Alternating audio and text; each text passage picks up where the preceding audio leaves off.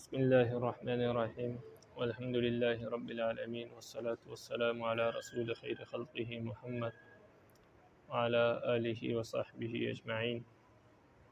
سبحانك لا علم لنا إلا ما علمتنا إنك أنت العليم الحكيم. ربي زدني علما ربي زدني علما ربي زدني علما ربي اشرح لي صدري ويسر لي أمري واحلل عقدة من لساني يفقه قولي.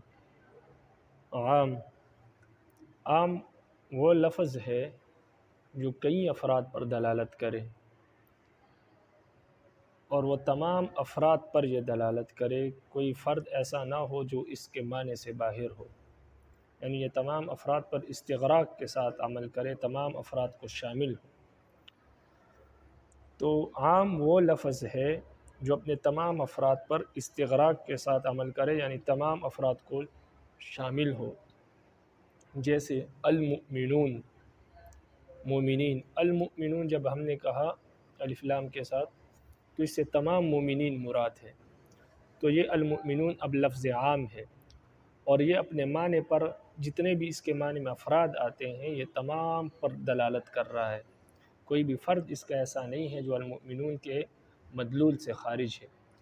تو عام وہ لفظ ہوتا ہے جو اپنے مدلول پر یعنی کئی افراد پر دلالت کرے، استغراق کے ساتھ تمام افراد کو شامل ہو، یعنی اپنے مدلول میں تمام افراد کو کیا ہو، شامل ہو، اسے عام کہتے ہیں۔ لیکن اگر ہم یوں کہیں کہ عشرۃ مؤمنین، 10 مومن، یا 100 مومن، 100 مومن، تو یہ عام نہیں ہوگا، اس لیے کہ مومنین کی تعداد صرف 10 یا 100 نہیں ہے۔ اب جو ہے مومنین کا لفظ دلالت کر رہا ہے مومنین پر، لیکن صرف 10 مومنوں پر دلالت کر رہا ہے، تمام افراد پر دلالت نہیں کر رہا، تو یہ لفظ عام نہیں ہے۔ اسی طرح 100 مومن اگر ہم کہیں تو تب بھی مومن اپنے تمام افراد پر دلالت نہیں کر رہا لفظ مومن، اس لیے کہ یہ صرف 100 مومنین پر دلالت کر رہا ہے، حالانکہ مومنین کئی سارے ہیں، تو یہ کچھ افراد پر دلالت کر رہا ہے اپنے مدلول میں سے، اس لیے یہ عام نہیں ہوگا، یہ لفظ خاص ہوگا۔ لیکن اگر المومنون ہو تو یہ مومن جتنے بھی مومن ہیں سب تمام پر یہ دلالت کر رہا ہے، تو اس کو کہیں گے لفظ عام۔ اسی طرح اگر الف لام کے بغیر ہو، الف لام کے بغیر ہو، مومنون ہو، تو صرف مومنون ہو جمع کا صیغہ ہو، تب بھی یہ عام نہیں ہوگا، اس لیے کہ مومنون بھی کئی مومنین پر دلالت کرتا ہے لیکن تمام مومنین پر دلالت نہیں کرتا، اس لیے کہ اس میں استغراق نہیں ہے، سب کو شامل نہیں ہے۔ لیکن جب الف لام استغراقی اس پر شامل ہو جائے گا تو ایسی صورت میں پھر یہ المومنون اس سے مراد تمام مومنین ہوں گے۔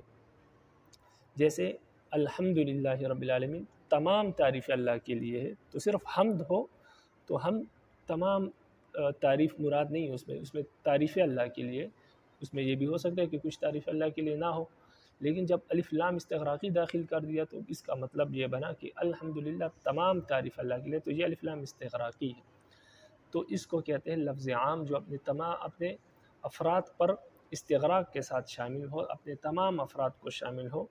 تو لفظ عام کی تعریف یہ ہے کہ جو کثیر افراد پر دلالت کرے اور وہ کثیر افراد غیر محدود ہو، اور وہ غیر محدود افراد کو استغراق کے ساتھ شامل ہو، تمام پر یکبارگی دلالت کرے۔ لیکن اگر وہ افراد محدود ہو جیسے عشرۃ مومنین یا 100 مومن، تو ایسی صورت میں وہ جو ہے عام نہیں ہوگا، اس لیے کہ اب یہ افراد محدود ہے، تو عام جو ہے وہ غیر محدود افراد پر دلالت کرتا ہے، سب پر۔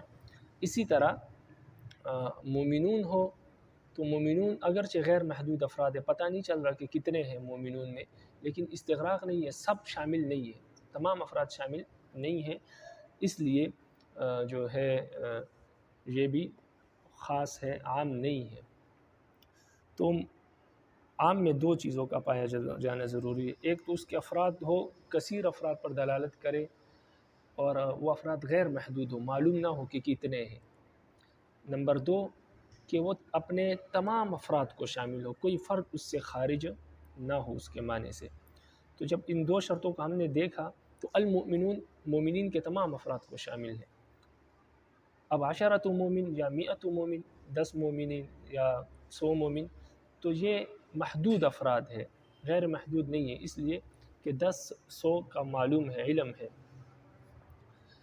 اور اسی طرح جب مومنون ہم نے کہا تو ایسی صورت میں بھی یہ غیر محدود افراد معلوم تو نہیں ہے کہ کتنے ہیں، لیکن اس میں استغراق نہیں ہے، تمام افراد کو شامل نہیں ہے مومن کے، اس لیے یہ دونوں شرطیں عشرۃ مومن میں پہلی شرط نہیں پائی جا رہی، اور یمیت مومن میں اور مومنون میں دوسری شرط نہیں پائی جا رہی۔ تو عام کے لیے ضروری ہے کہ کوئی لفظ کئی افراد پر دلالت کرے، لیکن وہ افراد غیر محدود ہو، اور نمبر 2 وہ لفظ اپنے مدلول اور اپنے معنی کے تمام افراد کو کیا ہو، شامل ہو، تو اس کو عام کہتے ہیں۔ اب اس کے بعد کچھ الفاظ مصنف رحمہ اللہ ذکر کر رہے ہیں جو عام کے ہیں، کچھ الفاظ ہیں جو عام کے لیے مختص ہے، ان کا تذکرہ کرتے ہیں۔ تو فرماتے ہیں سب سے پہلے لفظ جو ہے وہ لفظ کل ہے، یہ بھی جس لفظ پر داخل ہو جائے تو اس کا مدلول عام ہوگا۔ اسی طرح جمی ہے، لفظ جمی اگر کسی پر رضوان اللہ تعالی علیہم اجمعین تو یہ بھی کیا ہے، عام ہوگا۔ اسی طرح کافہ اگر کسی لفظ پر داخل ہو جائے، کافہ، یہ بھی لفظ عام ہے۔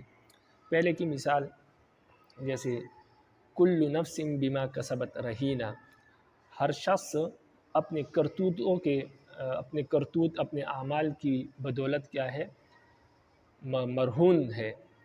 مرہون یعنی جس طرح آپ کسی کو قرض دیتے ہیں اور بطور گارنٹی کہ اسے کوئی چیز رہن لیتے ہیں، اپنے پاس رکھتے ہیں کہ اگر قرض دار نے قرض نہیں دیا تو یہ چیز بیچ کر اپنا قرضہ میں وصول کر لوں گا۔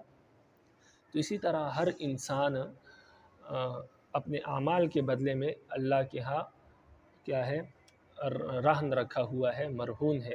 اگر وہ ایمان کو اختیار کر لے، نیک اعمال کو اختیار کر لے تو اس کو جنت مل جائے گی، اور اگر یہ اپنے آپ کو اختیار نہ کرے، نیک اعمال کو اختیار نہ کرے، برے اعمال کو اختیار کرے، تو ایسی صورت میں یہ اس کو جہنم میں جھونک دیا جائے گا، اس لیے کہ انسان کی جان، انسان کا مال، یہ ساری چیزیں اللہ نے خریدی ہوئی ہے۔ ان اللہ اشتری من المؤمنین انفسهم واموالهم بان لهم الجنہ، جنت کے بدلے میں خریدی ہے۔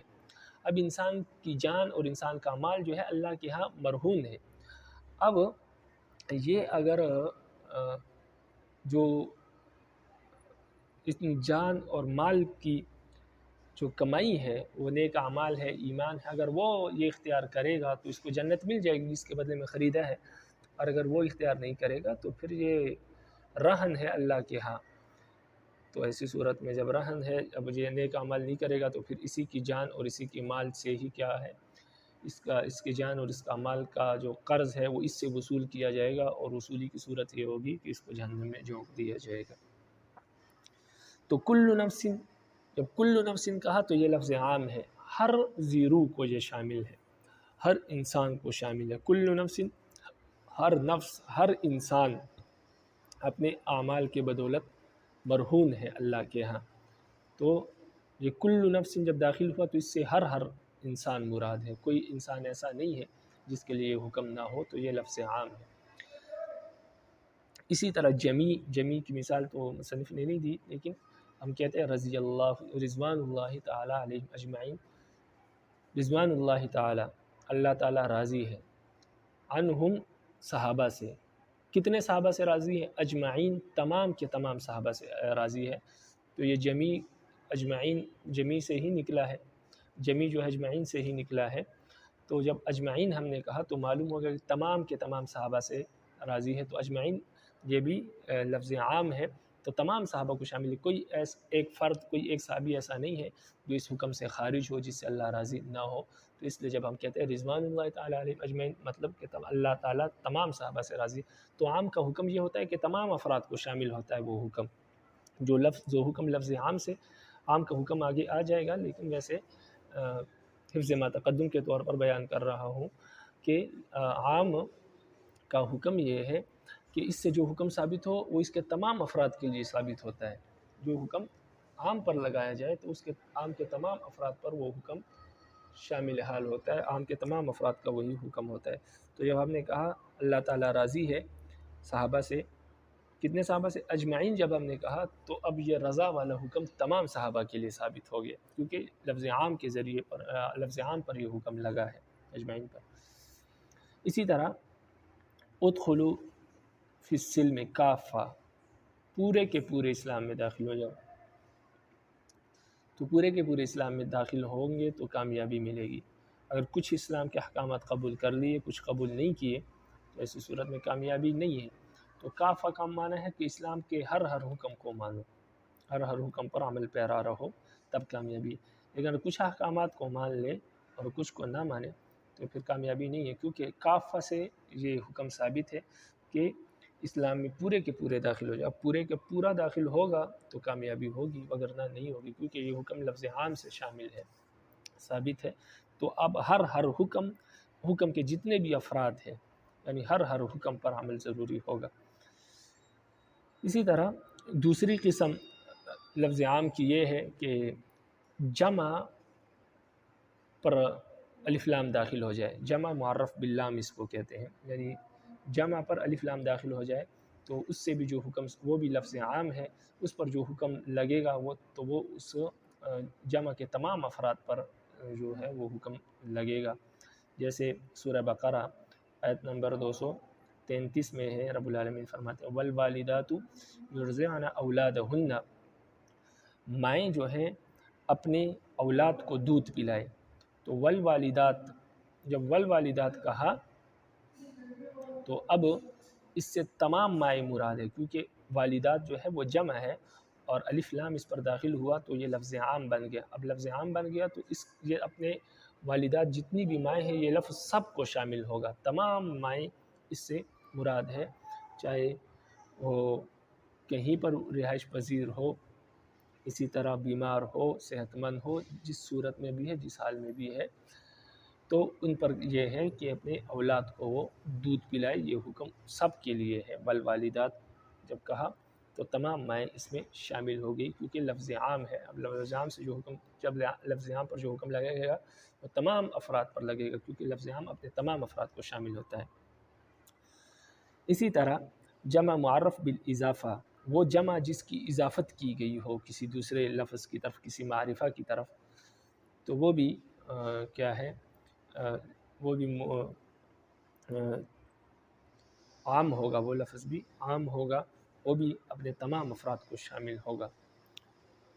جیسے قرآن مجید فرقان حمید میں سورہ نساء آیت نمبر 11 میں ہے کہ یوصیکم اللہ فی اولادکم، اللہ تعالیٰ آپ کو وصیت کرتے ہیں آپ کے اولاد کے بارے میں کہ للذکر مثل حظ الانثیین، کہ جو بیٹا ہے یعنی جو مرد ہے اس کو عورت کا دگنا حصہ ملے گا، یعنی بیٹیاں بھی ہیں بیٹے بھی ہیں، تو بیٹے کو بیٹی کا دگنا حصہ ملے گا۔ اگر 3 لاکھ والد نے میراث میں چھوڑا ہے تو 2 لاکھ بیٹے کو اور 1 لاکھ بیٹی کو دیا جائے گا۔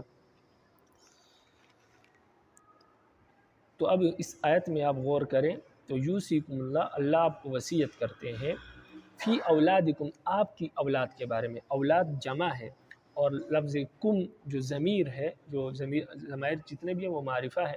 اب ضمیر کی طرف یہ کیا ہے، اس کی اضافت ہے، تو جمع کی اضافت اگر معرفہ کی طرف ہو تو وہ بھی عام ہوگا، وہ جمع بھی لفظ عام میں داخل ہوگا اور اس سے بھی جو حکم ثابت ہوگا وہ تمام افراد کے لیے۔ تو اب اللہ تعالیٰ آپ کو وصیت کرتے ہیں آپ کی اولاد کے بارے میں۔ اب جتنی بھی اولادیں ہیں مسلمانوں کی، اس سے کوئی شخص بھی ایسا نہیں ہے جو اس حکم سے باہر ہو۔ جو بھی شخص ہو، امیر ہے، غریب ہے، کالا ہے، گورا ہے، جیسا بھی ہے، اس کی اگر اولاد میں بیٹے بیٹیاں دونوں ہیں تو اس کے لیے حکم ہے کہ وہ بیٹے کو دگنا حصہ دے گا بیٹی کے مقابلے میں، کیونکہ اللہ تعالیٰ نے فی اولادکم جب کہا تو اس سے تمام افراد شامل ہو گئے اس میں۔ اسی طرح مفرد معرف باللام، وہ لفظ مفرد جس پر الف لام داخل ہو وہ بھی لفظ عام ہے۔ جیسے الزانیۃ والزانی فاجلدوا کل واحد منہما 100 جلدہ، الزانی، الزانیۃ والزانی۔ اب زانیۃ یہ بھی اس میں فاعل کا صیغہ ہے مؤنث کا، اور زانی جو ہے یہ بھی اسم فاعل کا صیغہ ہے مذکر کا، لیکن ان دونوں پر الف لام داخل ہے۔ الزانیۃ والزانی، جو بھی زانیہ عورت ہے اور جو بھی زانی مرد ہے، ان کا حکم یہ ہے کہ ان دونوں کو 100 کوڑے مارے جائے اگر وہ غیر محسن ہو، یعنی وہ شادی شدہ نہ ہو تو۔ اب یہ حکم ہر زانی عورت اور ہر زانی مرد کے لیے، جس حال میں جس صورتحال میں بھی ان سے یہ گناہ سرزد ہوا ہے ان کے لیے حکم ہے کہ ان کو 100 کوڑے مارے جائیں گے۔ سورہ نور آیت نمبر 2۔ تو اب یہ حکم الف لام داخل ہوا تو یہ عام بن گیا یہ لفظ، اب یہ تمام افراد کو شامل ہے، جتنے بھی زانیہ عورتیں ہیں یا مرد ہیں ان سب کو یہ حکم شامل ہوگا۔ اسی طرح اسماء موصولہ، اسماء موصولہ جیسے الذی، الذین، اللتی، اللاتی، ما، من وغیرہ، یہ اسماء موصولہ ہے، آپ نے اس کو نحو میں پڑھا ہوگا۔ تو اسماء موصولہ جتنے بھی ہیں یہ بھی جو ہے لفظ عام ہے۔ مثال کے طور پر جیسے قرآن مجید میں رب العالمین نے محارم عورتوں کا ذکر کیا، یعنی جو انسان کی محرم ہے ان کا ذکر کیا اور فرمایا کہ ان سے آپ کا نکاح حرام ہے، یہ آپ پر ہمیشہ کے لیے حرام ہے۔ حرمت علیکم امہاتکم وبناتکم واخواتکم وعماتکم وخالاتکم وبنات الاخ وبنات الاخت، یہ تمام عورتیں گنوائی۔ اس کے بعد آخر میں فرمایا وَأُحِلَّ لَكُمْ مَا وَرَاءَ ذَلِكُمْ، ان عورتوں کے ماں سوا جو عورتیں ہیں وہ آپ کے لیے حلال ہے۔ وَأُحِلَّ لَكُمْ، آپ کے لیے حلال ہے، کیا حلال ہے؟ ما، جو بھی عورتیں ہیں، وَرَاءَ ذَلِكُمْ، جو ان عورتوں کے علاوہ ہے، جو ہم نے گنوائی ان عورتوں کے علاوہ ما، جو بھی عورتیں ہیں، تو یہ ما موصولہ ہے۔ اب یہ ما جب موصولہ ہے تو اس ما سے جتنی بھی عورتیں ہیں مذکورہ عورتوں کے علاوہ وہ تمام عورتیں اس میں داخل ہوں گی، وہ تمام عورتوں کو یہ حکم شامل ہوگا کہ مذکورہ عورتوں کے علاوہ جتنی بھی عورتیں ہیں وہ مردوں کے لیے کیا ہے؟ حلال ہے۔ تو یہ ما بھی لفظ عام ہے، یہ تمام افراد کو کیا ہوگا؟ شامل ہوگا۔ سورہ نساء آیت نمبر 24۔ اسی طرح اسماء شرط جو ہے، جتنے بھی شرط کے الفاظ ہیں وہ بھی نکیرہ ہے، اس سے بھی جو حکم ثابت ہوگا وہ بھی تمام افراد کے لیے ہوگا۔ جیسے سورہ بقرہ آیت نمبر 272 میں ہے وَمَا تُنْفِقُوا مِنْ خَيْرٍ يُوَفَّ إِلَيْكُمْ، جو بھی تم بھلائی میں سے خرچ کرتے ہو اللہ کے راستے میں، یوف الیکم، آپ کو اس کا پورا پورا بدلہ دیا جائے گا۔ اب ما یہ شرطی ہے، جو بھی تم خرچ کرتے ہو، اب وہ چاہے مال ہو، پیسے ہو، کھانے پینے کی چیز ہو، جو بھی چیز تم خرچ کرتے ہو، اللہ کہتے ہیں اگر وہ چیز بھلائی کی ہے، چاہے وہ علم ہی کیوں نہ ہو، اگر وہ بھلائی کی چیز ہے وہ تم خرچ کرتے ہو، اس کا آپ کو پورا پورا بدلہ دیا جائے گا۔ اب یہ ما یہ عام ہے، اب اس میں جتنی بھی چیزیں اللہ کے راستے میں جو خرچ کی جاتی ہے، اللہ فرماتے ہیں ہر چیز کا آپ کو پورا پورا بدلہ دیا جائے گا، لیکن اس میں شرط یہ ہے کہ وہ بھلائی کا کام ہو، برائی نہ ہو اس میں۔ برائی کی چیزیں، کوئی شراب دے دے کسی کو تو اس کا گناہ ملے گا، اس کا کوئی اجر نہیں ہے۔ تو بھلائی کی چیزیں جو بھی تم اللہ کے راستے میں خرچ کرو تو اس میں رب العالمین آپ کو پورا پورا بدلہ دیں گے۔ تو یہ جو ما ہے وما تنفقون میں، یہ بھی اسماء شرط میں سے ہے، تو یہ لفظ عام ہے۔ نمبر 7 نکیرہ بعد النفی، وہ نکیرہ جو نفی کے بعد آئے، نفی کے بعد جو نکیرہ آئے تو وہ بھی عام ہے۔ جیسے لا وصیۃ لوارث، وارث کے لیے کوئی وصیت کرنا جائز نہیں ہے۔ لا یہ نفی ہے، وصیۃ یہ نکیرہ ہے، کوئی بھی وصیت، کسی بھی قسم کی وصیت، وصیت کے جتنے بھی افراد ہیں یہ سب کو شامل ہے، وہ کسی قسم کی وصیت ہو، مال کی ہو، جائیداد کی ہو، کسی اور چیز کی وصیت ہو، وہ جائز نہیں ہے۔ کس کے لیے؟ وارث کے لیے۔ تو لا وصیت کسی قسم کی وصیت جائز نہیں ہے، کیونکہ یہ لا نافیہ ہے اور اس کے بعد نکیرہ ہے، اور لا نافیہ کے بعد جو نکیرہ ہے وہ بھی عام ہوتا ہے۔ تو وارث کے لیے کوئی وصیت نہیں ہے۔ مثال کے طور پر ایک شخص کے 4 بیٹے ہیں اور وہ فوت ہونے لگا، اب وہ اپنے ورثاء میں سے ایک بیٹے کے لیے وصیت کرتا ہے کہ اس کو میرا فلاں مال اس کو دے دو، اس کے بعد جب میں مر جاؤں تو پھر باقی مال اپنے حساب سے آپ تقسیم کر دو، تو یہ وصیت جائز نہیں ہے، کیونکہ یہ وارث کے لیے وصیت کر رہے ہیں، اپنے ورثاء کے لیے وصیت کرنا جائز نہیں ہے حدیث میں. ہاں ورثاء کے علاوہ جو اور کوئی ہے اس کے لیے وصیت کر سکتے. کوئی بار کا بندہ ہے یا کوئی مال اللہ کے راستے میں خرچ کرنا ہے تو یہ کہہ سکتے ہیں اپنے ورثاء کو کہ میرے ورثاء اتنا مال جو ہے آپ فلاں چیز میں خرچ کر دیں. لیکن اگر کسی خاص وارث کے لیے وصیت کرے گا تو اس کے سے کیا ہوگا, جھگڑا پیدا ہوگا اور باقی ورثاء کا دل اس سے کیا ہو جائے گا, ٹوٹ جائے گا کہ کیا وجہ ہے کہ ایک وارث کو تو یہ زیادہ دے رہا ہے, اس کے لیے وصیت کر رہا ہے, ہمارے لیے نہیں. تو شریعت نے وارث کی وصیت کو منع کیا ہے. تو کسی بھی قسم کی وصیت جائز نہیں ہے. تو یہ لا نفی ہے اور اس کے بعد وصیتہ یہ نکیرہ بعد النفی ہے. تو نکیرہ بعد النفی جو ہے, نفی کے بعد جو نکیرہ آئے وہ بھی عام ہوتا ہے. نمبر 8 نکیرہ موصوفہ, وہ نکیرہ جس کی صفت بیان کی گئی ہو قرآن اور حدیث میں, وہ نکیرہ بھی عام ہے. اس سے بھی جو حکم ثابت ہوگا وہ بھی عام ہوگا, تمام افراد کو شامل ہوگا.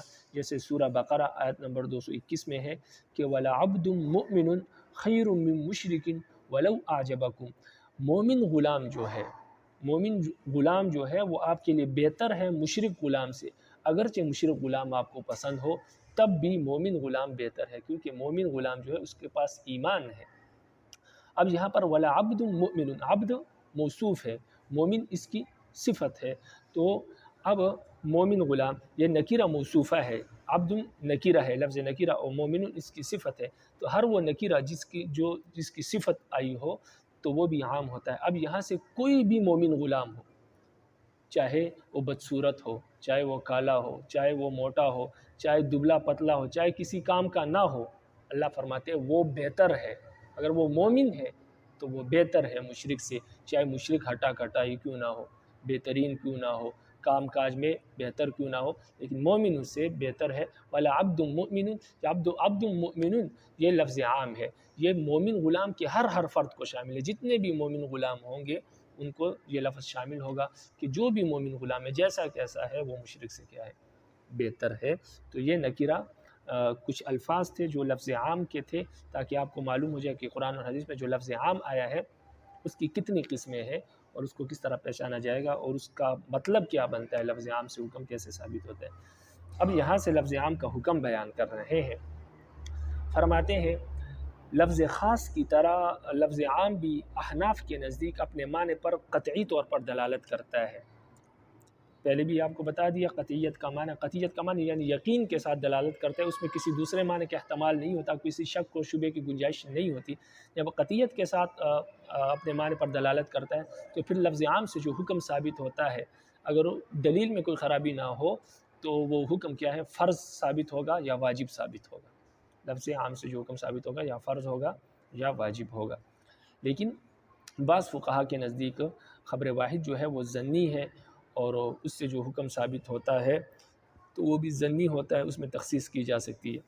البتہ ہمارے نزدیک لفظ عام میں تخصیص نہیں کی جا سکتی. خبر واحد کے ذریعے سے, خبر متواتر کے ذریعے سے تخصیص ہو سکتی ہے, خبر مشہور کے ذریعے سے ہو سکتی ہے, قرآن کی کسی دوسری آیت کے ذریعے سے تخصیص ہو سکتی ہے, لیکن خبر واحد کے ذریعے سے لفظ عام میں تخصیص نہیں ہو سکتی, کیونکہ لفظ عام کا معنی قطعی ہوتا ہے اور قطعی چیز میں خبر واحد سے تخصیص نہیں ہو سکتی.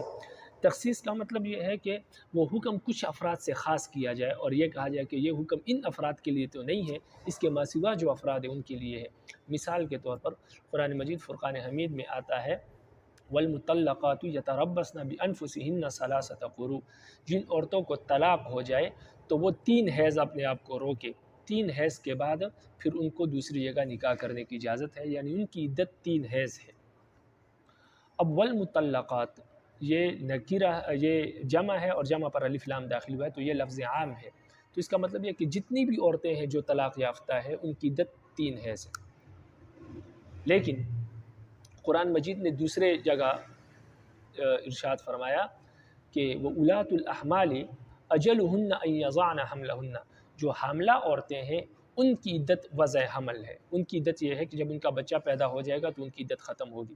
مثال کے طور پر ایک حاملہ عورت کو طلاق ہو گئی, حاملہ عورت کو جب طلاق ہوئی اب 3 مہینے بعد اس کا بچہ پیدا ہوگا تو اس کی عدت ختم ہوگی, یا 8 مہینے بعد بچہ پیدا ہوگا تب عدت ختم ہوگی, یا 2 دن بعد بچہ پیدا ہو جائے تو 2 دن بعد اس کی عدت ختم ہو جائے گی, کیونکہ اس کی عدت قرآن مجید نے کیا فرمائی کہ وضع حمل ہے, بچے کا جننا جو ہے وہ اس کا کیا ہے؟ عدت ہے۔ اب والمطلقات کی آیت سے تو پتہ چلتا ہے جتنی بھی مطلقہ عورتیں ہیں سب کی یہ عدت ہے، لیکن قرآن نے کچھ عورتوں کو خاص کر دیا۔ وہ عورتیں کون سی ہیں؟ حاملہ عورتیں، کہ نہیں حاملہ عورتوں کی یہ عدت نہیں ہے 3 حیض، اس کے ماں سوا جو عورتیں ہیں ان کی عدت 3 حیض ہے۔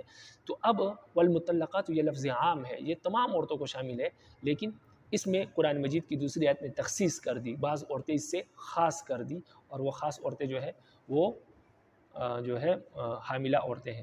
تو ایسا عام جس میں قرآن مجید کی کسی دوسری آیت سے یا خبر متواتر یا خبر مشہور سے تخصیص کر دی جائے تو اس عام کو مخصوص منہ البعض کہتے ہیں۔ فرماتے ہیں یہ ایسا عام ہے جس سے بعض افراد کو خاص کیا گیا ہے۔ تو والمطلقات اس آیت میں جو ہے، والمطلقات اس آیت میں جو ہے اس کو ہم کہیں گے کہ یہ والمطلقات عام ہے لیکن مخصوص منہ البعض، اس سے بعض افراد خاص ہے، بعض افراد اس حکم میں شامل نہیں ہے، اور وہ ہے حاملہ عورتیں، اس کے ماں سوا عورتیں اس میں شامل ہیں۔ تو اس کو کہتے ہیں خبر واحد کی تخصیص۔ اب یہ خبر واحد کی جو تخصیص ہے نا، یہ خبر واحد کی تخصیص نہیں، عام کی تخصیص، عام کی تخصیص، لفظ عام کی تخصیص۔ فرماتے ہیں یہ لفظ عام کی جو تخصیص ہے یہ کیونکہ عام قطعی ہے، تو عام کی تخصیص خبر مشہور سے تو ہو سکتی ہے جو قرآن مجید میں لفظ عام ہو یا خبر متواتر میں ہو۔ تو فرماتے ہیں کہ قرآن مجید میں جو لفظ عام موجود ہو اس کی تخصیص خبر واحد سے نہیں ہو سکتی، کیونکہ قرآن مجید میں جو لفظ عام ہے وہ قطعی ہے۔ اب جب قطعی ہے تو اس کی تخصیص یا تو خبر متواتر سے ہوگی یا خبر مشہور سے ہوگی، لیکن خبر واحد سے نہیں ہو سکتی۔ یہ بات ضمناً پہلے بھی گزر چکی ہے خاص میں، کہ خاص میں کہ حکم میں اضافہ خبر واحد کے ذریعے سے جائز نہیں ہے، خبر متواتر اور مشہور سے جائز ہے۔ یہاں پر وہی بات ہے، لیکن یہاں پر صرف تخصیص ہے کہ خبر عام جو ہے، لفظ عام جو ہے اس کی تخصیص خبر واحد سے جائز نہیں ہے۔ قرآن مجید کا جو لفظ عام ہے خبر متواتر سے جائز ہے یا خبر مشہور سے جائز ہے۔ تخصیص میں نے آپ کو بتا دی، تخصیص کی صورت جیسے والمطلقات کی میں نے آپ کو مثال دی، یہ قرآن مجید میں لفظ عام ہے تو اس کی تخصیص قرآن مجید کی دوسری آیت نے کی۔ اگر خبر واحد یہ بتاتا کہ حاملہ عورتوں کی عدت کیا ہے، وضع حمل ہے، تو پھر اس کے اعتبار نہ ہوتا، پھر حاملہ عورتوں کی عدت بھی کیا ہوتی، 3 حیض ہوتی۔ لیکن چونکہ یہ قرآن مجید نے حکم دیا ہے، دوسری آیت سے ثابت ہے، یا خبر متواتر یا مشہور سے ثابت ہوتا تب بھی یہ حکم ہوتا، لیکن اگر خبر واحد میں یہ بات آتی تب یہ حکم نہ ہوتا۔ تو خبر واحد سے تخصیص جائز نہیں ہے عام کی۔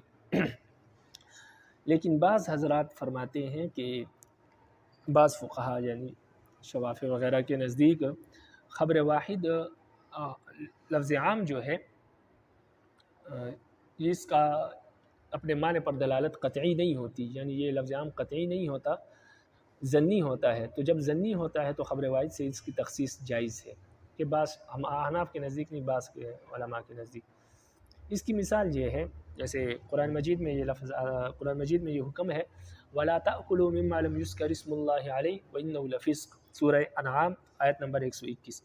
جن جانوروں پر اللہ کا نام نہ لیا جائے تو ان کو نہ کھاؤ، یعنی جن جانوروں کو بسم اللہ اللہ اکبر کر کے ذبح نہ کیا جائے ان کو نہ کھاؤ، اس لیے کہ وَإِنَّهُ لَفِسْقٌ، ان کو کھانا بہت بڑا گناہ ہے۔ اب یہ لفظ عام ہے، وَلَا تَأْكُلُوا مِمَّا، جن جانوروں پر، مما ما موصولہ آپ نے پڑھا، یہ من ما ہے اصل میں، لیکن میم کو پھر نون کو میم کر دیا اور میم کو میم میں مدغم کر دیا تو میم ما بن گیا۔ تو من ما، ان جانوروں میں سے، ما لم یذکر اسم اللہ، جن پر اللہ کا نام نہ لیا جائے۔ تو اب یہ لفظ ما یعنی وہ جانور جن پر اللہ کا نام نہ لیا جائے، تو ما لفظ عام ہے، اس میں ہر وہ جانور مراد ہے جس پر اللہ کا نام نہ لیا جائے، تو اس میں سے نہ کھاؤ۔ اب یہ لفظ عام پر یہ حکم لگا ہے اور عام تمام افراد کو شامل ہوتا ہے، تو بعض فقہا کے نزدیک چونکہ عام ظنی ہوتا ہے، قطعی نہیں ہوتا، تو ان کے نزدیک اب یہ ہے کہ قرآن مجید کی اس حکم میں تخصیص ہو سکتی ہے، اور وہ یہ ہے کہ قرآن حدیث میں آتا ہے کہ المسلم یکفیہ اسمہ، مسلمان جو ہے اس کو اس کا نام ہی کافی ہے، یعنی کوئی شخص اگر مسلمان ہے تو اس کے دل میں اللہ کا نام موجود ہے۔ اب اگر وہ کسی جانور کو ذبح کرتا ہے اور بسم اللہ نہیں پڑھتا تو شوافی کے نزدیک، یعنی امام شافعی رحمہ اللہ کے نزدیک، یہ جانور حلال ہوگا، اس کا کھانا جائز ہے، اس لیے وہ فرماتے کہ حدیث میں آتا ہے، یہ خبر واحد ہے کہ مسلمان کے دل میں اللہ کا نام موجود ہے، تو اگر وہ بسم اللہ نہ بھی پڑھے تب بھی دل میں موجود ہے، لہٰذا اس کی قربانی ٹھیک ہے، درست ہے۔ تو وہ قرآن مجید کی اس آیت کی تخصیص کرتے ہیں اس خبر واحد سے۔ ہاں جو غیر مسلم ہے وہ اگر ذبح کرے گا، یہودی یا نصرانی ہے، تو اللہ کا نام اس کے لیے لینا ضروری ہے، امام شافعی یہ فرماتے ہیں۔ ہمارے نزدیک چونکہ عام، احناف کے نزدیک چونکہ عام جو ہے وہ قطعی ہوتا ہے، تو لہٰذا خبر واحد سے اس کی تخصیص جائز نہیں ہوگی۔ تو جب فرمایا کہ المسلم یکفی، اس میں تو ہم فرماتے ہیں یہ خبر واحد ہے۔ اب اس خبر واحد کے ذریعے سے ہم قرآن مجید کی اس حکم میں تخصیص نہیں کر سکتے۔ ہم کہیں کہ مسلمان کا ذبح ہر صورت میں جائز ہے، لہٰذا ہم کہتے ہیں مسلمان کے لیے بھی جب تک بسم اللہ نہیں پڑھے گا اس کا ذبیحہ جائز نہیں ہوگا، اس لیے کہ قرآن مجید کا حکم ہے اور قرآن مجید قطعی ہے اور عام بھی قطعی ہے، لہٰذا خبر واحد سے اس میں تخصیص نہیں ہو سکتی۔ اس کے ساتھ یہ بات بھی سمجھ لیں کہ حدیث مشہور یا حدیث متواتر کے ذریعے، حدیث مشہور حدیث متواتر آپ پڑھ چکے ہیں، اس کے ذریعے سے بعض افراد کی تخصیص ہو سکتی ہے، یعنی اس کے ذریعے سے عام کی تخصیص ہو سکتی ہے، لیکن اس عام کی جو قرآن مجید میں ہو یا خبر متواتر میں ہو، جو عام خبر واحد میں موجود ہو تو دوسرے خبر واحد سے اس کی تخصیص ہو سکتی ہے۔ جو عام خبر واحد میں موجود ہو، یعنی وہ لفظ عام جو خبر واحد میں موجود ہو، تو پھر دوسرے خبر واحد سے اس کی تخصیص ہو سکتی ہے، اس میں کوئی مضائقہ نہیں ہے۔ اور اس کے ساتھ ساتھ یہ بات بھی سمجھ لے کہ جس لفظ میں ایک مرتبہ تخصیص ہو جائے، جس لفظ عام میں ایک مرتبہ تخصیص ہو جائے تو پھر وہ لفظ عام ضمنی بن جاتا ہے، پھر خبر واحد کے ذریعے اس میں تخصیص ہو سکتی ہے یا عقل کے ذریعے ہو سکتی ہے۔ یعنی جس خبر واحد میں ایک مرتبہ تخصیص ہو جائے، جس لفظ عام میں ایک مرتبہ تخصیص ہو جائے، اس لفظ عام میں پھر وہ لفظ عام ضمنی ہو جاتا ہے، یعنی جو عام مخصوص منہ البعض ہو وہ ضمنی ہوتا ہے، اس کی تخصیص، مزید تخصیص پھر خبر واحد کے ذریعے ہو سکتی ہے۔ اور یہ تخصیص کہاں تک جائز ہے؟ فرماتے ہیں کہ 3 افراد جب تک باقی رہ جائے تب تک تخصیص جائز ہے، اگر تخصیص کی ضرورت ہو تب۔ تو لہٰذا اگر ضمنی ہو، تخصیص کے بعد یہ خبر واحد ضمنی رہ جاتا ہے، لفظ عام ضمنی رہ جاتا ہے، تو پھر خبر واحد یا قیاس وغیرہ کے ذریعے اس میں مزید تخصیص بھی کی جا سکتی ہے 3 افراد تک۔ جب 3 افراد رہ جائے تو پھر مزید تخصیص نہیں ہو سکتی۔ والمطلقات کا پر اگر تخصیص کی جائے اور 3 افراد باقی رہ جائے، 3 عورتیں کم از کم باقی رہ جائے، تب تک اس کی تخصیص جائز ہے، لیکن ضرورت نہیں ہے اور نہ کوئی شریعت کا تقاضا ہے، تو لہٰذا تخصیص کی ضرورت نہیں ہے، صرف حاملہ عورتیں سے ہم نے مخصوص کی۔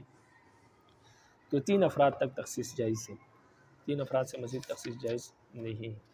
ابھی آپ کتاب کو دیکھیں، فرماتے ہیں عام وہ لفظ ہے جو کثیر اور غیر محدود افراد کو بطور استغراق شامل ہونے کے لیے وضع کیا گیا ہو۔ میں نے آسان الفاظ میں یہ تعریف آپ کو سمجھائی، جیسے المؤمنون اپنے تمام افراد کو شامل ہے غیر محدود طور پر۔ اگر عشرۃ مومنین یا 100 مومن کہا جائے تو یہ عام نہ ہوگا، اس لیے کہ عشرہ اور 100 یعنی عشرہ 10 اور 100 100 کو کہتے ہیں، 100 مومن یا 10 مومن۔ تو عشرہ اور 100 کے الفاظ کو کثیر پر دلالت کرتے ہیں، مگر وہ کثیر محدود اور محصور ہے، یعنی 3 سے زائد پر دلالت کرتے ہیں لیکن وہ محدود ہے، 10 معلوم ہے اور اسی طرح 100 معلوم افراد ہے، محدود ہے۔ اسی طرح مومنون بھی عام نہ ہوگا کہ اس میں استغراق اور شمول کے معنی نہیں ہے، یعنی تمام افراد کو یہ لفظ شامل نہیں ہے۔ عام کے الفاظ، عموم پر دلالت کرنے والے کچھ اہم الفاظ یہ ہے۔ نمبر 1 لفظ کل، لفظ جمیع، لفظ کافہ، جیسے قرآن مجید میں ہے سورہ مدثر آیت نمبر 38 میں کل نفس بما کسبت رہینہ، ہر شخص اپنے کرتوتوں اور اپنے اعمال کے بدولت اللہ کے ہاں مرہون ہے۔ نمبر 2 جمع معرف باللام، وہ جمع جس پر الف لام داخل ہو، جیسے والوالدات میں والوالدات یرضعن اولادہن، مائیں اپنی اولاد کو دودھ پلائیں گی، سورہ بقرہ آیت نمبر 233۔ نمبر 3 جمع معرف بالاضافہ، وہ جمع جس کی اضافت کی گئی ہو وہ بھی عام ہے، جیسے یوصیکم اللہ فی اولادکم للذکر مثل حظ الانثیین، رب العالمین آپ کو آپ کی اولاد کے بارے میں یہ وصیت کرتے ہیں کہ مرد کو عورت کا دگنا حصہ ملے گا، سورہ نساء آیت نمبر 11۔ نمبر 4 مفرد معرف باللام، وہ لفظ مفرد جس پر الف لام داخل ہو، جیسے الزانیۃ والزانی فجلدوا کل واحد منہما مئۃ جلدہ، سورہ نور آیت نمبر 2، یعنی جو بھی زانیہ عورت ہے یا زانیہ مرد ہے اس کو 100 کوڑے لگاؤ، یہ تب ہے جب شادی شدہ نہ ہو۔ تو جو بھی زانیہ، جو بھی زانی مرد، تو سب کو کوڑے، تو یہ بھی لفظ عام ہے کیونکہ اس پر لفظ مفرد پر الف لام داخل ہے۔ نمبر 5 اسماء موصولہ، جیسے محارم خواتین کے ذکر کے بعد رب العالمین نے فرمایا وَأُحِلَّ لَكُم مَا وَرَاءَ ذَلِكُم، ان عورتوں کے ماں سوا آپ کے لیے حلال ہے، ما آپ کے لیے حلال ہے، ما وراء ذالکم جو اس کے ماں سوا ہے، جو عورتیں ان کے ماں سوا ہے، کن کے ماں سوا؟ جن کا ذکر ہو گیا، تو ما جو بھی عورتیں ان کے ماں سوا ہے، تو ما لفظ عام ہے، سورہ نساء نمبر 34۔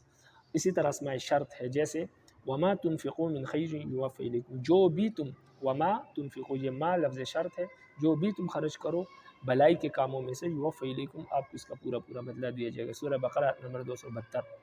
اسی طرح نکرہ بعد النفی ہے، نفی کے بعد جو لفظ نکرہ آئے، جیسے لا وصیۃ لوارث، وصیت نکرہ ہے اور لا نافیہ کے بعد ہے کہ لا وصیۃ لوارث، وارث کے لیے کوئی وصیت کرنا جائز نہیں۔ نمبر 8 نکرہ موصوفہ، وہ نکرہ جس کی صفت بیان کی گئی ہو، جیسے وَلَعَبْدٌ مُؤْمِنٌ خَيْرٌ مِّن مُشْرِكٍ وَلَوْ أَعْجَبَكُمْ، مومن غلام بہتر ہے مشرک غلام سے اگرچہ آپ کو وہ پسند ہو۔ عام کا حکم، عام حنفیہ کے نزدیک خاص ہی کی طرح عام بھی اپنے معنی پر دلالت کرنے میں قطعی ہوتا ہے اور محتاج بیان نہیں ہوتا، چنانچہ کتاب اللہ کے عام کی خبر واحد کے ذریعے تخصیص درست نہیں۔ دوسرے فقہاء کے نزدیک عام کی اپنے معنی پر دلالت ظنی ہے، اس لیے خبر واحد سے تخصیص کی جا سکتی ہے، جیسے ارشاد ہے وَلَا تَأْكُلُوا مِمَّا لَمْ يُذْكَرِ اسْمُ اللَّهِ عَلَيْهِ وَإِنَّهُ لَفِسْقٌ، ان جانوروں پر کو نہ کھاؤ جن جانوروں پر اللہ کا نام لیا گیا ہو، اس لیے کہ یہ بہت بڑا گناہ ہے، سورہ انعام آیت نمبر 121۔ یہ آیت ان تمام جانوروں کی حرمت کے لیے عام ہے جن پر اللہ کا نام نہ لیا گیا ہو۔ اس کے مقابلے میں یہ درست ہے کہ اس کے مقابلے میں یہ روایت ہے کہ المسلم یکفی اسم، مسلمان کو اس کا نام ہی کافی ہے، مسلمان کے دل میں جو اللہ کا نام ہے وہ کافی ہے۔ اس سے معلوم ہوتا ہے کہ مسلمان کے لیے ذبیحے پر اللہ کا نام لینا ضروری نہیں۔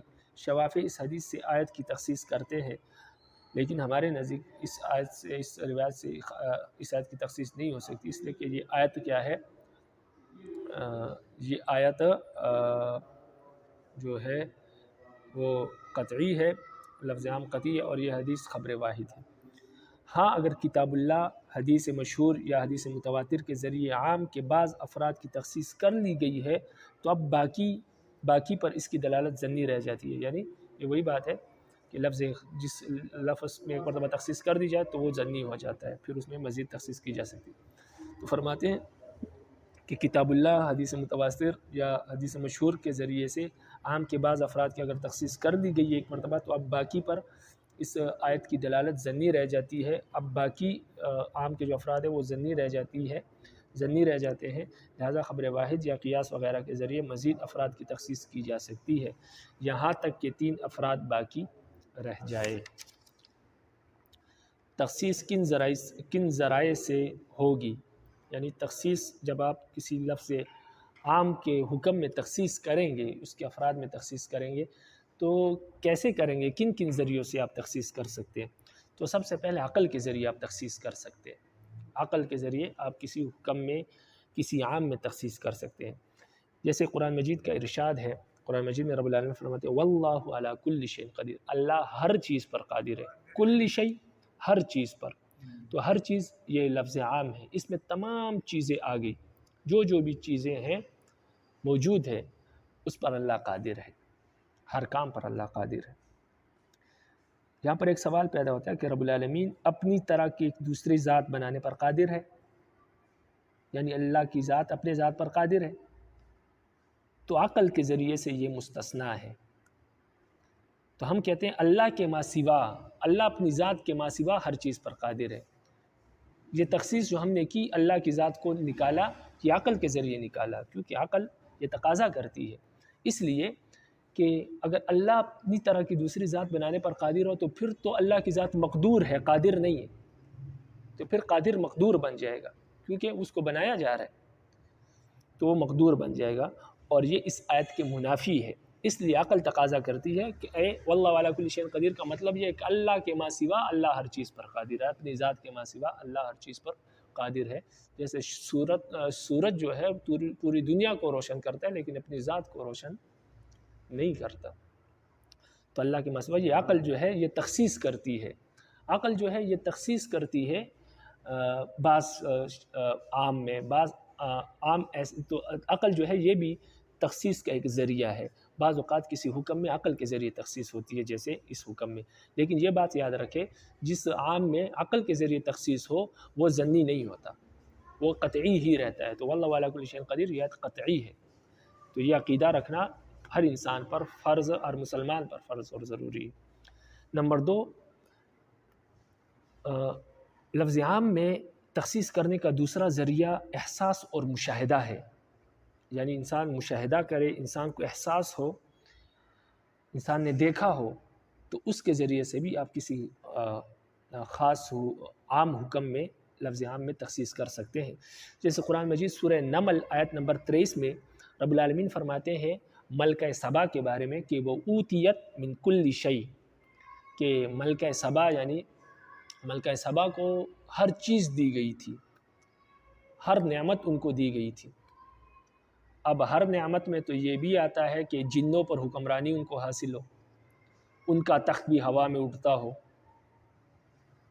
مردوں کے مخصوص جو صلاحیتیں ہیں وہ ان کو عطا ہو، یہ ساری چیزیں پوری دنیا کی حکومت ان کو عطا ہو، کیونکہ ہر چیز قرآن کہتا ہے ہر چیز دی گئی۔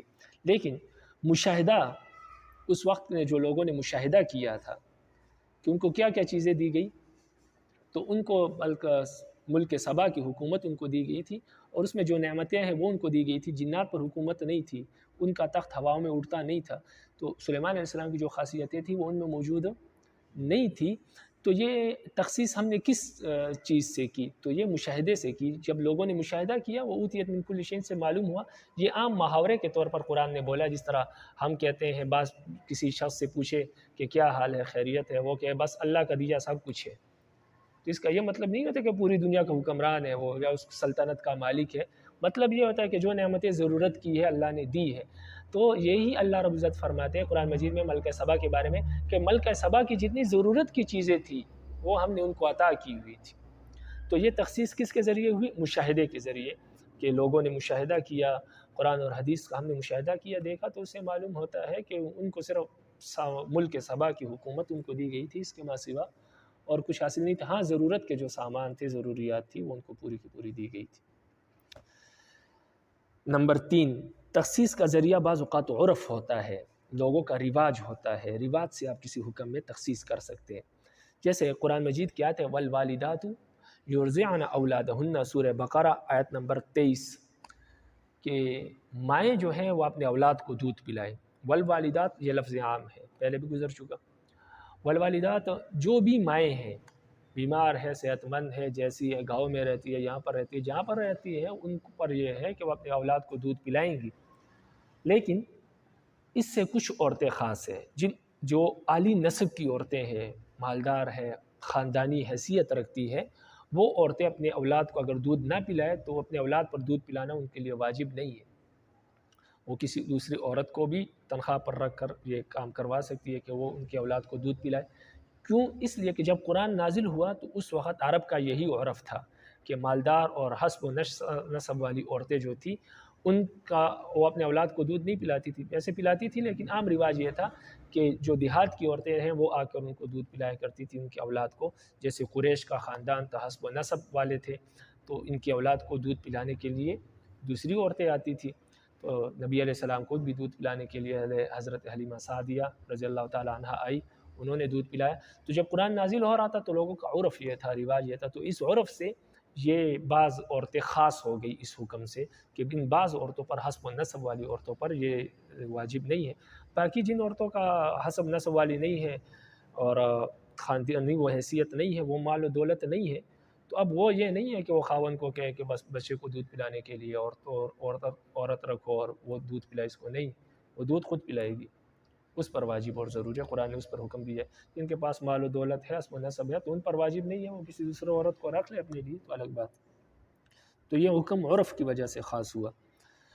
چوتھا ذریعہ کسی عام کو خاص کرنے کا، لفظ عام سے بعض افراد کو خاص کرنے کا چوتھا ذریعہ اور سب سے اہم ذریعہ وہ نص ہے، یعنی قرآن کی کوئی دوسری آیت موجود ہو، یا حدیث متواتر یا حدیث مشہور موجود ہو، یا خبر واحد میں اگر عام موجود ہے تو پھر کسی دوسرے خبر واحد، کسی دوسری حدیث سے اس میں تخصیص آ جائے۔ اس کی مثال یہ ہے جیسے قرآن مجید میں ہے والمطلقات یتربصن بانفسہن ثلاثۃ قروء، پہلے بھی آپ کو بتایا کہ مطلقہ جو عورتیں ہیں، جن عورتوں کو طلاق ہو جائے، وہ اپنے آپ کو 3 حیض تک روکے رکھیں گی، اس کے بعد ان کے لیے پھر شادی کی اجازت ہے۔ تو یہ 3 حیض ان کی عدت قرآن مجید نے بیان کی۔ تو والمطلقات یہ لفظ عام ہے، جتنی بھی مطلقہ عورتیں ہیں ان کی یہ عدت ہے، جتنی بھی ہیں۔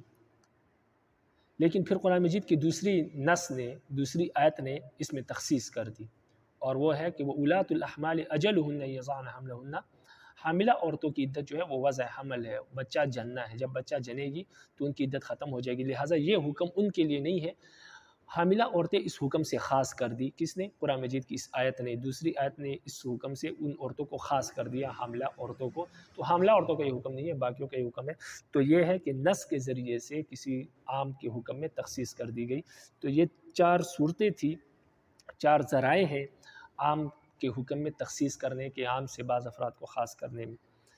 تو ابھی آپ کتاب کو دیکھیں، فرماتے ہیں تخصیص کن ذرائع سے ہوگی؟ فرماتے ہیں نمبر 1، تخصیص کا ایک ذریعہ عقل ہے، جیسے اللہ تعالیٰ کا ارشاد ہے واللہ علی کل شیء قدیر، عقل کہ اللہ ہر چیز پر قادر ہے۔ عقل تقاضا کرتی ہے کہ کل شیء سے اللہ کی ذات مستثنیٰ ہو، کہ قادر مطلق ہونا مقدور ہونے کے منافی ہے، اس لیے کہ اللہ تعالیٰ کی ذات شامل ہوگی تو پھر وہ مقدور ہوگا، پھر قادر نہیں ہوگا۔ تو ہم کہتے ہیں قادر مطلق ہے، قادر مطلق ہونا مقدور ہونے کے منافی ہے۔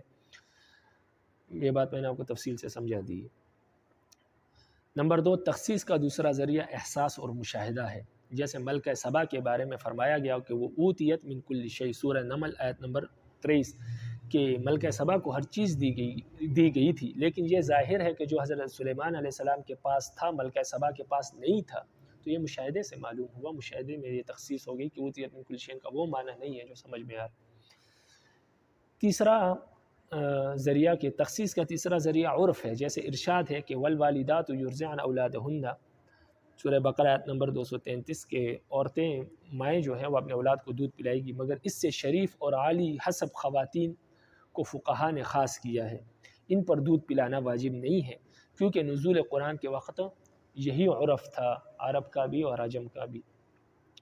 نمبر 4، تخصیص کا چوتھا اور سب سے اہم سبب جو ہے وہ نص ہے، یعنی قرآن کی کوئی دوسری آیت یا کوئی دوسری حدیث موجود ہو، جیسے ارشاد ہے کہ والمطلقات یتربصن بانفسہن ثلاثۃ قروء، سورہ بقرہ آیت نمبر 228، کہ عورتیں، جن عورتوں کو طلاق ہو جائے وہ اپنے آپ کو 3 حیض تک روکے رکھیں گی۔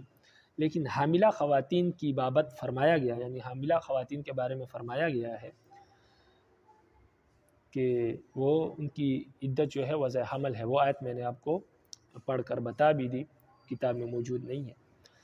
تو اس طرح دوسری آیت نے پہلی آیت کے عموم میں تخصیص پیدا کر دی، یعنی بعض افراد کو خاص کر دیا اس حکم سے۔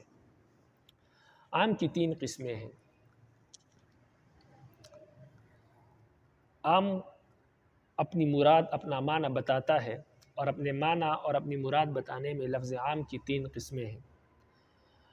بعض اوقات عام جو ہے قطعی طور پر اپنا مراد بتاتا ہے، اپنی مراد بتاتا ہے، اور یہ بتاتا ہے کہ یہاں پر لفظ عام کا یہ مطلب ہے، یہ قطعی طور پر لفظ عام بتاتا ہے۔ جیسے اللہ خالق کل شیء، سورہ زمر آیت نمبر 62، اللہ ہر چیز کے خالق ہے، ہر چیز کو اللہ نے پیدا کیا۔ تو اس آیت میں اللہ خالق کل شیء، ہر چیز کے خالق، ہر چیز، تو اس سے واقعی میں قطعی طور پر ہر چیز مراد ہے، کوئی بھی چیز ایسی نہیں ہے جس کو اللہ نے پیدا نہ کیا۔ تو ہر چیز، یا کل شیء لفظ عام ہے، تو کل شیء سے مراد ہر چیز ہے، کوئی بھی چیز اس سے خارج نہیں ہے۔ اللہ ہر چیز کے خالق ہے، قطعی طور پر یہ یہاں پر کل شیء اپنے معنی اور اپنے مدلول اور اپنے مراد پر دلالت کر رہا ہے۔ تو یہ قسم ہے۔ اسی طرح وما من دابۃ فی الارض الا علی اللہ رزقها، جو بھی چوپاہے ہیں زمین میں، جو بھی جانور ہے زمین ہے، نہیں ہے زمین میں کوئی جانور الا علی اللہ رزقها، مگر اس کا رزق اللہ کے ذمے ہے، ان کو رزق اللہ تعالیٰ دیتے ہیں۔ تو یہاں پر بھی وما من دابت، ما من دابہ، ما نافیہ ہے، من دابت، دابت نکرہ ہے، تو یہ نکرہ بعد نفی ہے، تو نکرہ بعد نفی بھی عام ہوتا ہے، تو یہاں پر بھی تمام جانور مراد ہے، جتنے بھی جانور ہیں ان کا رزق اللہ پر ہے۔ یہاں پہ لفظ عام اپنے مراد پر پورا دلالت کر رہا ہے، قطعی طور پر، یقینی طور پر۔ تو جب قطعی طور پر دلالت کر رہا ہے تو پھر یہ عقیدہ رکھنا انسان پر ضروری ہے کہ اللہ ہر چیز کے خالق ہے، اور ہر چیز کا رزق، ہر جانور کا رزق، ہر ذی روح کا رزق جو ہے اللہ کے ذمے ہے، اللہ عطا کرتے ہیں، کیونکہ قطعی طور پر دلالت ہو رہی۔ عام طور پر فرماتے ہیں کہ یہ صورت، کہ عام اپنے مراد پر پورا دلالت کرتا ہے، عام طور پر یہ صورت عقائد میں پیش آتی ہے، جہاں پر قرآن مجید کوئی عقیدہ بیان کرتا ہے یا خبر متواتر کوئی عقیدہ بیان کرتا ہے، تو اس وقت یہ صورت پیش آتی ہے کہ عام اپنے مراد پر قطعی طور پر دلالت کرتا ہے۔ نمبر 2، دوسری قسم عام کی یہ ہے کہ لفظ تو عام کا استعمال ہو لیکن اس سے معنی خاص والا مراد ہو، کوئی مخصوص معنی مراد ہو، عموم مقصود اور مطلوب نہ ہو، یعنی لفظ عام استعمال کیا گیا ہو لیکن معنی خاص مراد ہو، کوئی مخصوص معنی مراد ہو، عام کا اپنا معنی وہاں پر مراد نہ ہو، عموم مراد نہ ہو، عموم مقصود نہ ہو۔ یقینی طور پر یہ بات یقینی طور پر ثابت ہو کہ یہاں پر لفظ عام سے مراد خاص معنی ہے، عام معنی مراد نہیں ہے، یعنی خصوصی معنی مراد ہے، عمومی معنی مراد نہیں ہے۔ جیسے وَلِلَّهِ عَلَى النَّاسِ حِجُّ الْبَيْتِ مَنِ اسْتَطَاعَ إِلَيْهِ سَبِيلًا، لوگوں پر ضروری ہے اللہ کے لیے کہ وہ حج بیت اللہ کرے، جو طاقت رکھے، جو بھی بیت اللہ کی طرف جانے کی طاقت رکھے، یعنی زاد راہ اس کے پاس موجود ہو، تو اس پر ضروری ہے کہ وہ کیا کرے، حج بیت اللہ کرے اللہ کے لیے۔ اب یہاں پر وَلِلَّهِ عَلَى النَّاسِ، عَلَى النَّاسِ میں جو الناس ہے یہ عام ہے، اس سے ہر فرد مراد ہے۔ الناس، جب الناس آیا تو ناس تو کافر مومن سب کو شامل، اس سے کافر بھی مراد ہے، مومن بھی مراد ہے، چھوٹا بچہ بھی مراد ہے، بڑا بھی مراد ہے، پاگل بھی مراد ہے اور غیر پاگل بھی، تو معنی تو یہ سمجھ میں آ رہا ہے۔ لیکن یہاں پر یہ بات یقینی ہے، عقل تقاضا کرتی ہے کہ لفظ تو عام استعمال کیا گیا الناس، لیکن مراد اس سے خاص والا معنی مراد ہے، عام والا معنی مراد نہیں ہے۔ جب خاص معنی مراد ہے تو پھر اس میں کافر شامل نہیں، بچہ شامل نہیں ہے، نابالغ شامل نہیں ہے، پاگل شامل نہیں ہے۔ کون لوگ مراد ہے؟ وہ مسلمان جو عاقل بالغ ہو، وہ مراد ہے۔ تو یہ لفظ عام ہے، لیکن یقینی طور پر یہاں یہ بات معلوم ہے کہ یقینی طور پر یہاں پر یہ خصوص والا معنی مراد ہے، عموم والا معنی یہاں پر مراد نہیں ہے۔ تو عام کی 2 قسمیں ہو گئی۔ نمبر 1، لفظ عام ہو اور معنی بھی عام والا مراد ہو قطعی اور یقینی طور پر، یہ عقائد میں ہوتا ہے۔ نمبر 2، لفظ تو عام ہو اور قطعی طور پر خاص والا معنی مراد ہو، خصوصی معنی مراد ہو، عمومی معنی مراد نہ ہو۔ اس کی مثال آپ نے ملاحظہ کی۔ نمبر 3، عام مطلق ہو، جس میں تخصیص کے لیے عام مطلق ہو، یعنی نہ کوئی عام والا معنی مخصوص طور پر مراد ہو اور نہ کوئی عام معنی مراد ہو خصوصی طور پر، نہ کوئی عام معنی مراد ہو اور نہ کوئی خاص خصوصی معنی مراد ہو، بلکہ عام مطلق ہو۔ جب عام مطلق ہوگا تو پھر اس میں دیکھا جائے گا کہ اگر کوئی واضح قرینہ موجود ہو، جو قرینہ یہ بتائے کہ یہاں پر بعض افراد کو خاص کیا گیا ہے، تو پھر تو ہم اس کو بعض افراد کو خاص کر لیں گے اور وہ مخصوص من البعض ہو جائے گا، عام مخصوص من البعض ہو جائے گا۔ لیکن اگر کوئی خاص افراد، کوئی ایسا قرینہ موجود نہ ہو جو یہ بتائے کہ یہاں بعض افراد کو یہ حکم شامل ہے، بعض کو شامل نہیں ہے، تو ایسی صورت میں وہ عام اپنے عمومی معنی پر باقی رہے گا اور اس سے عام والا معنی ہی مراد ہوگا۔ تو 3 صورتیں ہو گئی عام کی۔ نمبر 1 کہ نام سے عام طور پر قطعی، عام سے عام والا معنی قطعی طور پر مراد ہو، جیسے اللہ خالق کل شیء وغیرہ، تو اس میں تو تخصیص ہو نہیں سکتی، کیونکہ یہاں قطعی طور پر عام معنی مراد ہے، تخصیص کریں گے تو معنی بگڑ جائے گا۔ تو عمومی معنی قطعی طور پر مراد ہے، اس میں تخصیص کی گنجائش نہیں۔ نمبر 2، جس میں تخصیص کی ضرورت ہی نہیں ہے، وہ لفظ تو عام ہے لیکن معنی خصوصی مراد ہے، پہلے سے تخصیص ہوئی ہے۔ نمبر 3، لفظ عام مطلق ہو، تخصیص ہو بھی سکتی ہے نہیں بھی ہو سکتی۔ اگر کوئی قرینہ موجود ہے تو تخصیص کر لیں گے ہم، اگر کوئی قرینہ موجود نہ ہو تو عام کو اپنے معنی پر باقی رکھیں گے۔ جیسے مثالیں آپ نے ملاحظہ کی پیچھے، وما تنفقوا من خیر یوفى الیکم، جو بھی تم اللہ کے راستے میں خرچ کرو کہ اس کا پورا پورا آپ کو بدلہ ملے گا۔ جو بھی زانی مرد زانی عورت زنا کرے گی اس کو کوڑے لگائے جائیں گے۔ اب اس میں تخصیص کی گنجائش موجود ہے، یہ عام مطلق ہے، تخصیص ہو بھی سکتی، کسی وقت کوئی خاص حکم آ جائے، لیکن نبی علیہ السلام کے بعد تو اب ممکن نہیں ہے۔ لیکن یہ ایسی آیات ہے جن میں تخصیص کی گنجائش موجود ہے کہ کوئی حکم آ جائے جو اس میں تخصیص کر دے، لیکن جب تک تخصیص کا کوئی حکم نہیں آئے گا، کوئی چیز شریعت تقاضا نہیں کرے گی تخصیص کا، تو اس صورت میں اس وقت تک اس کو اپنے عموم پر باقی رکھا جائے گا۔ جب شریعت تقاضا کرے گی تو پھر اس میں تخصیص کر دی جائے گی، تو اس کو کہتے ہیں عام مطلق۔ تو نبی علیہ السلام کے بعد تو اب یہ نہیں ہو سکتا کہ کوئی لفظ ایسا ہو کہ بعد میں اس میں تخصیص کی ضرورت ہو، کیونکہ تمام جہاں پر تخصیص کی ضرورت تھی نبی علیہ السلام نے بیان کر دیا۔ لیکن بہرحال یہ 3 قسمیں ہیں عام کی، تو جہاں پر بھی مسئلہ قرآن و حدیث سے نکالا جائے تو دیکھا جائے کہ عام کی قسم کون سی ہے۔